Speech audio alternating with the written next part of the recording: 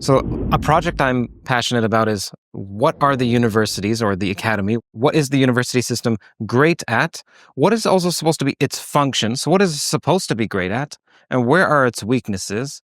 And then also about its weaknesses, how can they be rectified either from within the academy or from without? That's a tough question. Okay, so academia and universities have a social role in our world. That is, they exist and they are rewarded for existing. So they must be, in a local sense, providing somebody with something they want, right? That's a sort of basic economic fact, right? What is the actual role? Now, they say things about what the role should be and what we should believe about the role and why we should be inspired or support them, but that's may not be the actual social role. So we'd want to first identify the actual social role and then maybe ask how could we move that role more toward the ideal role if we could find it. But our first order of business in general is to figure out the way the world is and then think about how we might like it to be better. Okay, so I have a colleague, Brian Kaplan, on the Case Against Education, and he says, in fact, correctly, that much of education is signaling for students to show that they are smart and conscientious and conformist, and that employers and many people in the world value that signal, and that's why schools exist to a large part. There is separately research, academia, which isn't all about education, but it's overlapping. I would say, I've thought about this a long time, and I'd say academia's main social role is credentialing impressive associations. That is, academics are mainly selected for the impressiveness of what they do. Then when there's peer review articles or choosing for jobs, they aren't usually looking for social impact or, how valuable they are to the world. They're looking for how hard that was. And did you meet difficult standards of professional capability? And that's mainly what peer review is judging on, is how impressive they are. And then many people enjoy associating with those people. And I think they gain prestige by association. So one of the ways people gain prestige in the world is by associating with other prestigious people. So the more direct and strong the prestige association, the more prestige is, gained by association. And so I think academics' primary role in the world is to be prestigious and to let other people be prestigious by association. There's something self-fulfilling about that. So, for instance, that's what all prestige is. Okay. All prestige is, in some sense, a self-reinforcing, prestige equilibrium, because obviously, in some way, you gain prestige by associating with somebody who's prestigious, and you can have multiple equilibria, right? So that's the key point. But you might say, look, this thing has lasted for a while and it has a relatively stable structure, so it doesn't look that random, right? We have different disciplines. So different disciplines have different criteria for prestige. That is, different skills you have to show that you are, professional there. But there's a lot of correlation and overlap between these different skills. And the three main customers of academia are students and news media or government, and then funders. And they all gain by association with the academics. So students, when they pick a university, they don't pick, where are the place where the students learn the most? And they don't say, where are the place where the professors, contributed most to world, progress or something. They say, where are the most prestigious professors? And they think they will gain, correctly, I think, prestige by association with the professors. Same way a journalist wants to have an article with a prestigious person to quote, they will call a prestigious academic to have a quote to put next to whatever they're saying. And they often are seeking those sorts of quotes. And funders, people who pay and fund research, they primarily are not trying to promote intellectual progress or long-term gains for humanity. They mainly want to gain prestige by funding prestigious people. And so they do. So all of these customers of academia are directly getting benefits by paying to associate with prestigious academics.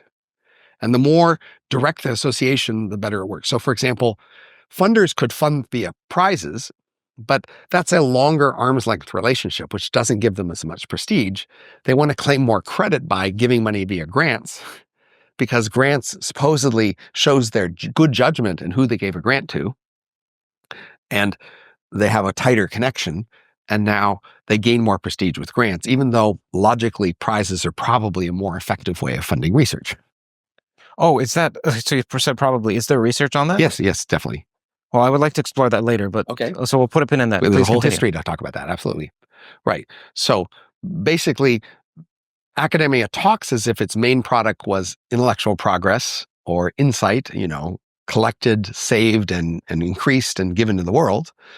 But plausibly, its main actual product is prestige. And there is a huge demand for prestige. And so they seem to be successfully supplying that demand. And they seem to be very well entrenched. So many people think, oh, now with AI or something else, academia is going to go away. And I go, come on.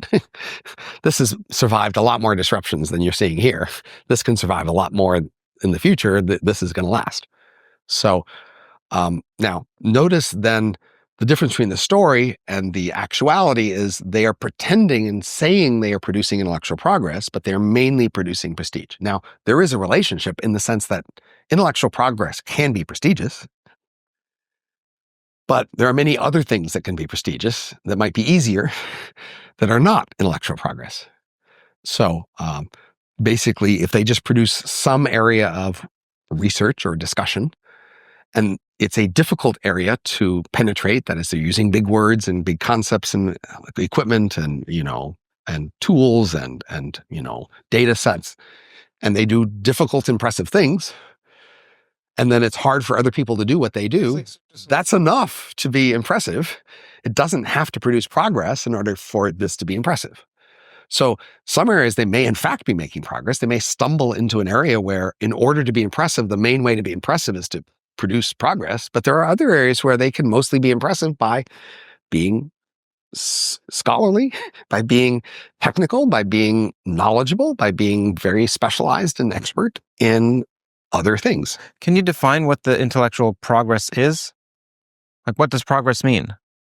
Right. So, the thing I've always valued about academia, look, so the world is full of knowledge in the sense that people know how to do things, right? People in a job, people in a profession, they do things and they learn how to do these from other people who did them, right? So the world knows things and it passes those on from generation to generation, mostly by practice.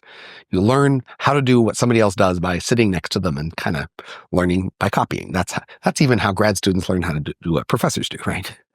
Okay, but in addition to all this embodied knowledge in our practice, we have some explicit knowledge, things we can say that are true, and often abstract knowledge, things that are not just about my particular action this moment, but abstracted from particulars. And so academia has long been our host for abstracted, explicit knowledge. And that's where most people go for that sort of thing. They go for it to learn about it in school. They go for it as a quote from a journalist or from a government agency looking for committee members for some review decision. When we want explicit, abstract knowledge, that's what we've gone to academia for. And it's not the only place where there's explicit, abstract knowledge, but it's our main place, and especially an integrated world of abstract knowledge and explicit knowledge. So I would say, if you have a question you want to know right now, and you have a basic education, then you can access academia. You can go look up journal articles, you can look up books, etc. And whatever topic you'd want to learn about, what do we know abstractly, explicitly, you can go learn that stuff relatively quickly. And that's the resource that academia has produced over millennia, is this source you can go to learn what we know about abstract topics in an explicit way. So progress is that thing getting bigger, that thing getting better. We know more things, we know it more surely, we have it in more detail, we have it more abstractly. That is what progress is that we are collecting and expanding this world of abstract things we know. Does usefulness factor in? Yes, in the sense that I would think the value of it should be weighted by its usefulness. That is, they aren't all equally weighted. That is, the reason we value this resource of abstract knowledge is that we are going to use it somehow. Now, part of the use can just be curiosity. That's a kind of use. And we might just be curious about, say, the universe or something, but we're not equally curious about everything in the universe. So it'll still be a relative weighting about which things matter more to us. But still, that's the value of academia. And to me, that's a grand value. Knowing things abstractly that we can communicate explicitly to each other and share and pass on to generation after generation, that's a wonderful thing. And academia is the place to find that. There's other places in the world that purport to have things like that, but they're just not as good as academia in terms of actually having a resource of abstract, explicit knowledge about things. So in that sense, I'm all on board with academia. But then when I look at the microstructure of academia and I say, are we maximally using our resources to pursue this? Not remotely. As you know, on Theories of Everything, we delve into some of the most reality-spiraling concepts from theoretical physics and consciousness to AI and emerging technologies. To stay informed in an ever-evolving landscape, I see The Economist as a wellspring of insightful analysis and in-depth reporting on the various topics we explore here and beyond. The Economist's commitment to rigorous journalism means you get a clear picture of the world's most significant developments, whether it's in scientific innovation or the shifting tectonic plates of global politics. The Economist provides comprehensive coverage that goes beyond the headlines. What sets The Economist apart is their ability to make complex issues accessible and engaging, much like we strive to do in this podcast. If you're passionate about expanding your knowledge and gaining a deeper understanding of the forces that shape our world, then I highly recommend subscribing to The Economist. It's an investment into intellectual growth, one that you won't regret. As a listener of TOE, you get a special 20% off discount. Now you can enjoy The Economist and all it has to offer for less. Head over to their website, www.economist.com/TOE, TOE, to get started. Thanks for tuning in, and now back to our explorations of the mysteries of the universe.